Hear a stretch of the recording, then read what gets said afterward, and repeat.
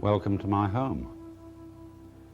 We're aboard the ferry boat Vallejo, which is tied up at the north end of Sausalito, close to San Francisco. And this is where I live. And you may think this place is rather weird. But that's because I've always loved weird things. I remember when I was a little boy, people used to say to me, "Alan, you're so weird. Why can't you be like other people?" Well, I thought that was just plain dull, like having the same thing for dinner every day. And as is well said, variety is the spice of life. So you will indeed find this place rather strange.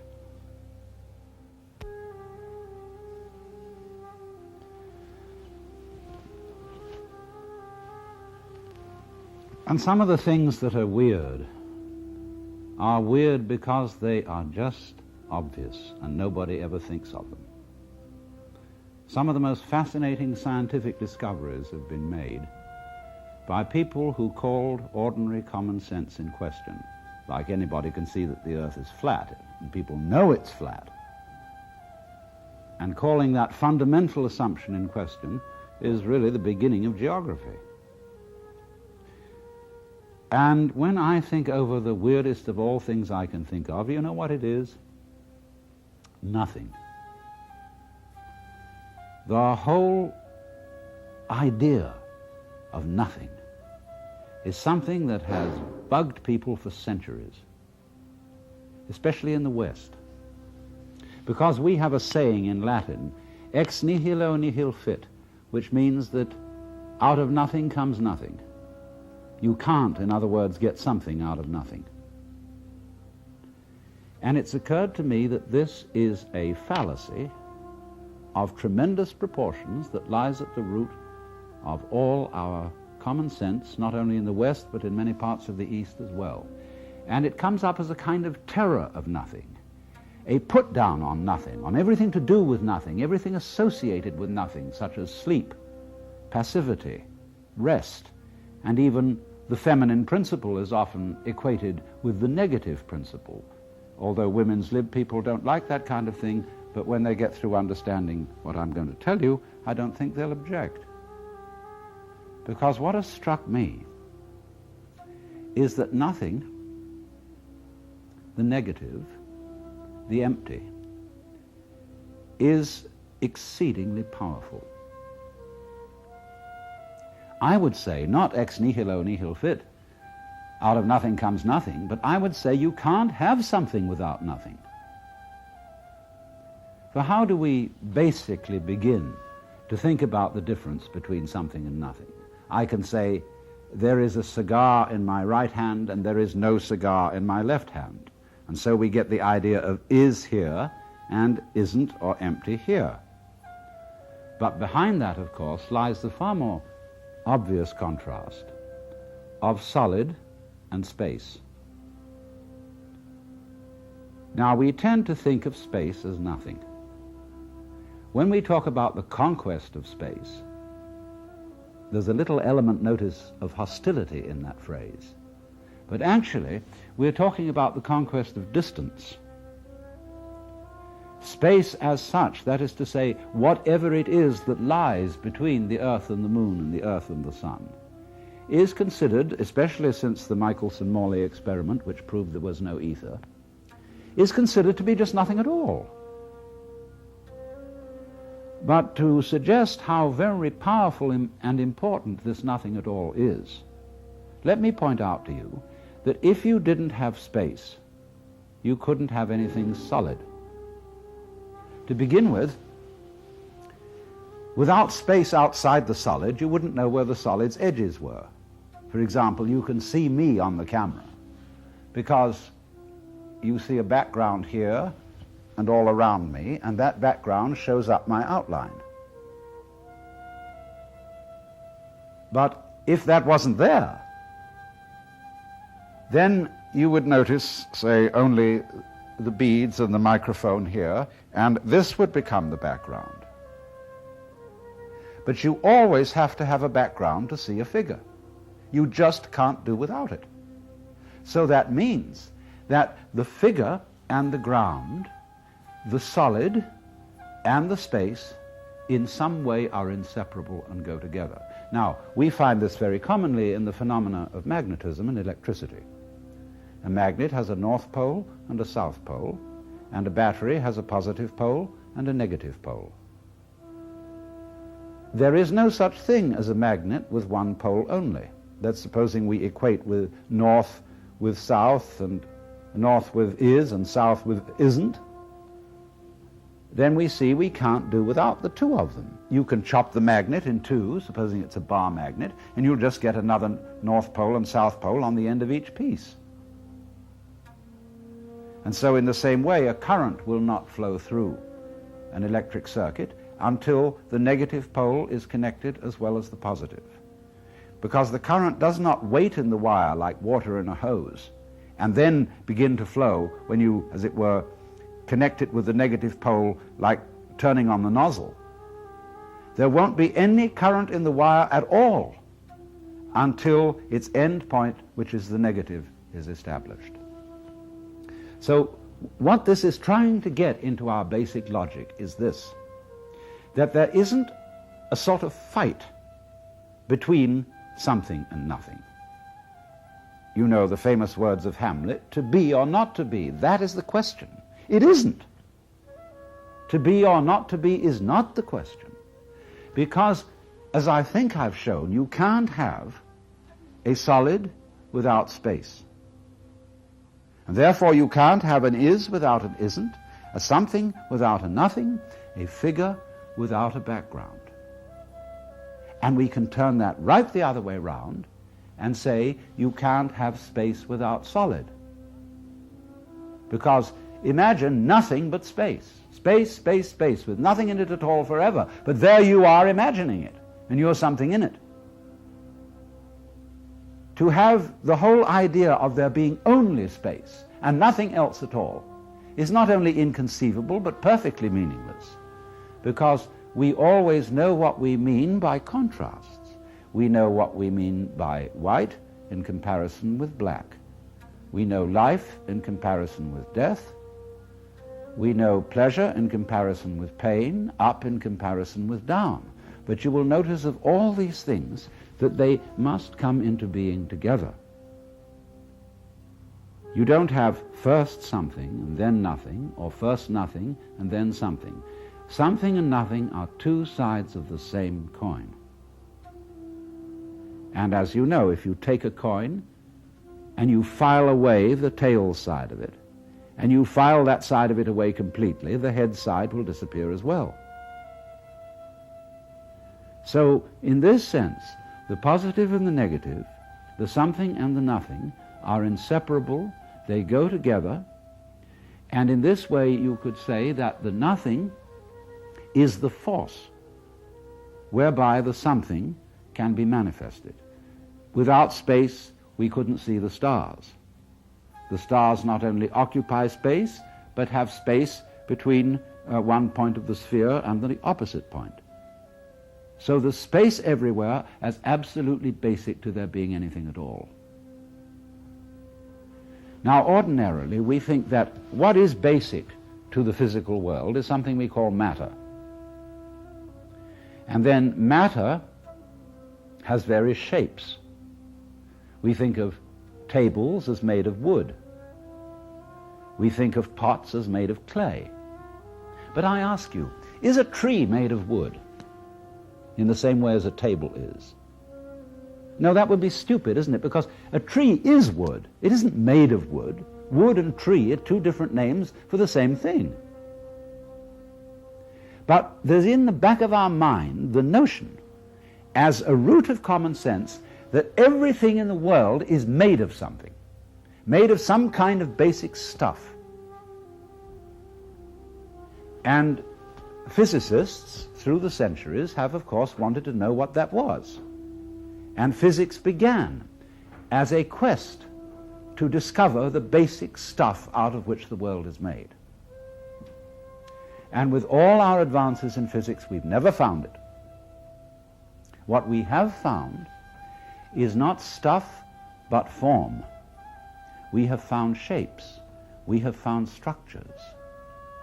Because when you turn up the microscope and you look at things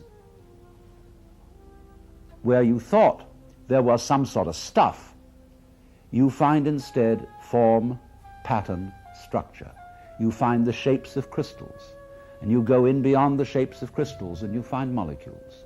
And you go in beyond molecules and you find atoms, and you go in beyond atoms and you find electrons and positrons, between which there are vast spaces. And we can't make up our minds as to these electrons, whether they're waves or whether they're particles, and so we call them wavicles. But they're very tiny. And if you want to ask what stuff are electrons made of, we might be able to make a further analysis, but what we will come up with will never be stuff. It will always be a pattern, a moving pattern, which can be described and measured, but we never get to any stuff for the simple reason that there isn't any. You see, what stuff is, actually, is when you see something unclearly or out of focus, it becomes fuzzy.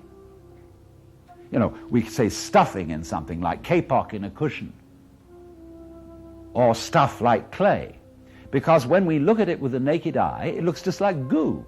We can't make out any significant shape to it. But then when you put it under the microscope, you suddenly see shapes. It comes into clear focus as shape. And you can go on and on and on, looking into the nature of the world, and you will never find anything except form. Because think of stuff. Why, you wouldn't know how to talk about it, even if you found it. How would you describe what it was like? You couldn't say anything about a structure in it. You couldn't say anything about a pattern or a process in it, because it'd be just absolute primordial goo. Well, what else is there besides form in the world? Obviously, between the significant shapes of any form, there is space. And space and form, in that sense, go together as the fundamental things we're dealing with in this universe. And that's why there's a Buddhist saying. Really, the whole of Buddhism is based on this saying, which is, that which is void is precisely form, and that which is form is precisely void. And let me illustrate this to you in an extremely simple way. When you use the word clarity, what do you mean by clarity? What's the first thing you think of when I say clarity? Well, it might be a perfectly polished lens or mirror, or a clear day when there's no smog and the air is perfectly transparent, like space. Now, what's the next thing you think of? Clarity. The next thing you think of is form in clear focus, all the details articulate and perfect. So the one word clarity suggests to you these two apparently completely opposite things. The clarity of the lens or the mirror, and the clarity of articulate form. And it is in this sense, then, you see, that the Buddhists say, form is void, void is form. Or we could put it in another way. Instead of saying is, we could say implies. Or the word that I invented, goes with, spelled all in one. Like a front goes with a back, a male goes with a female, and so on. So form always goes with void. And there really isn't in this whole universe any stuff. Form, indeed, is inseparable from the idea of energy. And frisky form, especially when it's moving in a very circumscribed area, appears to us as solid. In the same way, for example, when you spin an electric fan, the empty spaces between the blades sort of disappear into a blur, and you can't push a pencil, much less your finger, through the fan. So in the same way, you can't push your finger through the floor, because the floor's going too fast. But basically, what you have down there is nothing except nothing and form in motion. I know there was a physicist at the University of Chicago. He was rather crazy, like some scientists. And this impressed him so much, the insolidity, the instability of the physical world, that he used to go around in enormous padded slippers, for fear he should fall through the floor. But here it is, this common sense notion that the world is made of some kind of stuff is shown to be a nonsense idea in the back of our minds. It isn't there at all, but instead form and emptiness.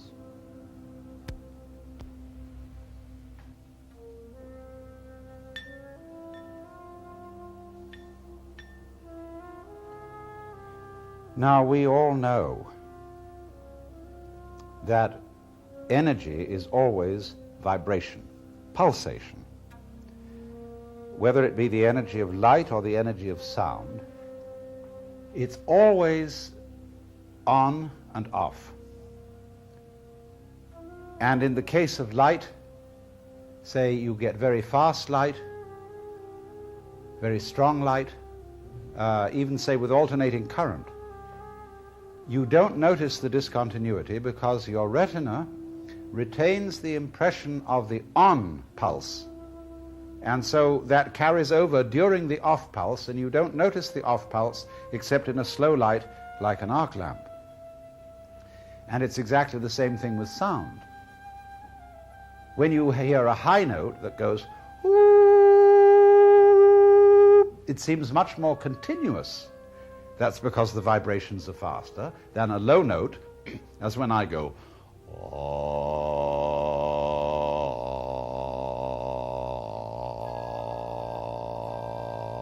Now, in that, you can hear a kind of graininess.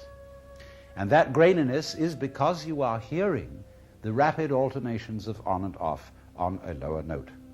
So that all wave motion, then, is this process.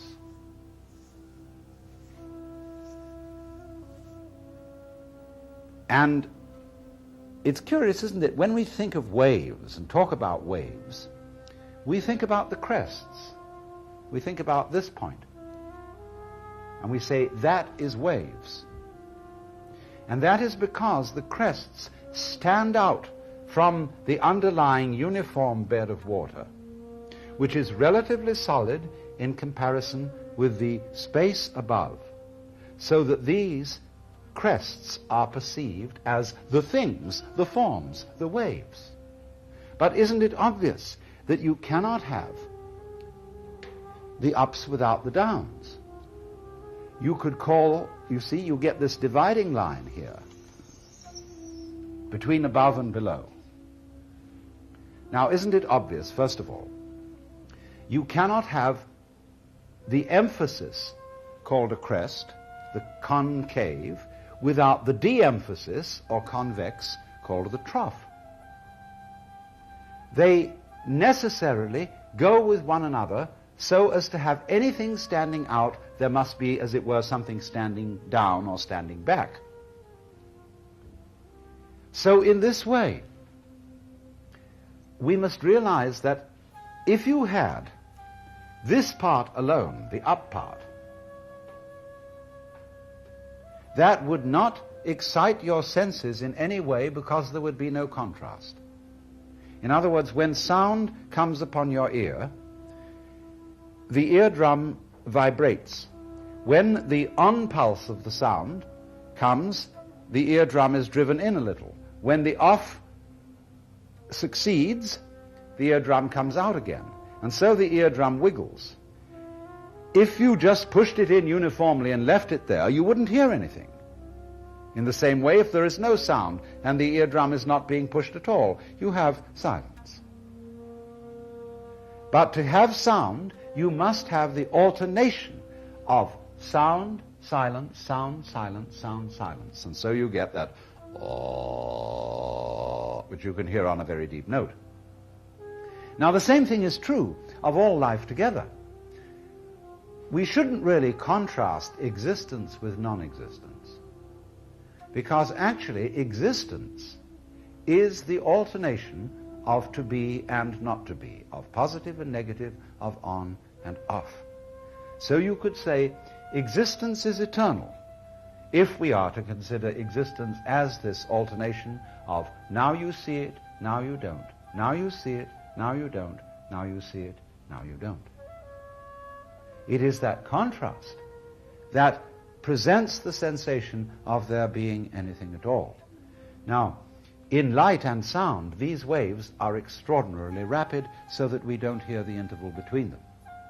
But there are other circumstances in which the waves are extraordinarily slow, as in the alternation of day and night, light and darkness, and the much vaster alternations of life and death, of the great slow cycles of the world.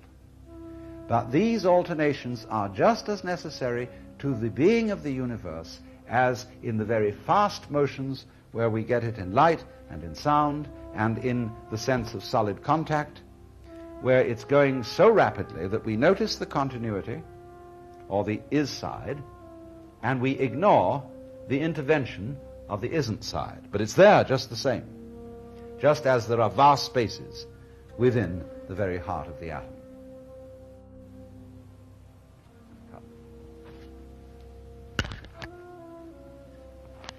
Now, another thing that goes along with all this is that it's perfectly obvious that the universe is a system which is aware of itself. In other words, we as living organisms are forms of the energy of the universe just as much as the stars and the galaxies. And through our sense organs, this system of energy becomes aware of itself. But there's a puzzle in this, which again relates back to our basic contrast between on and off and something and nothing, which is this: that the aspect of the universe which is aware of itself, that is to say, the aspect which, to put it in a very clumsy phrase, does the awaring, does not see itself. In other words, you can't look at your eyes with your eyes. You can't kiss your own lips. You can't bite your own teeth. You can't observe yourself in the act of observing. All scientists, neurologists, physicists have wanted to do that, but they can't do it. Just as you can't touch the tip of this finger with the tip of this finger, no matter how hard you try. And that therefore creates, on the backside of all observation, a blank spot. Just for example, as behind your eyes, from the point of view of your eyes, however you look around, there is blankness behind them. That's the unknown. That's the part of the universe, in other words, which does not see itself because it is seeing. And so we always get this division of experience into one half known, one half unknown. We would like, of course, it would be fascinating if we could know the always unknown. But if we say, examine the brain and the structure of the nerves behind the eyes, we're always looking at somebody else's brain out there. We're never looking at our own brain at the same time as we're investigating somebody else's brain. So there always remains this blank side of experience. Now, what I'm suggesting to you is this, that the blank side of experience has the same relationship to the conscious side as the off principle of vibration has to the on principle. Do you see that? There's a fundamental division. The Chinese call them the positive side, the yang, and the negative side, the yin. That corresponds to the idea of one in our language and zero. All numbers can be made of 1 and 0. That's called binary arithmetic, which is used for computers. And so it's all made up of off and on, and therefore equally of conscious and unconscious. But The unconscious is, so to say, the part of experience which is doing consciousness, just as the trough manifests the wave, the space manifests the solid, the background manifests the figure. And so all that side of life which you call unconscious, unknown, impenetrable, is unconscious and is unknown and is impenetrable because it's really you. In other words, the deepest you is the nothing side, is the side which you don't know. So in this sense, don't be afraid of nothing. I could make a joke and say there's nothing in nothing to be afraid of. But people in our culture are terrified of nothing. They're terrified of death. They are uneasy about sleep because they think it's a waste of time. And they have a lurking fear in the back of their minds that all this universe is eventually going to run down and end in nothing. And it will all be forgotten, buried and dead. But this is a completely unreasonable fear, because it is just precisely this nothing which is always the source of something. Think of it once again in the image of clarity. We say crystal clear. Nothing is what brings something into focus. And this nothingness, symbolized by the crystal, is your own eyeball, your own consciousness, and the clear space in which all the stars have freedom to be seen.